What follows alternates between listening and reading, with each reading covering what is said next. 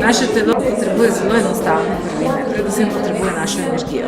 Veste, težko boste varovali hišo, če vas nikoli ni doma, in če smo mi izmišljeni drugje, če smo mi razsuti na 1000 front, potem je logično, da naše osnovne funkcije ne morejo potekati nemoteno, ker nismo pustili niti tisti minimalni potreben kadar, da opravi nekaj v telesu.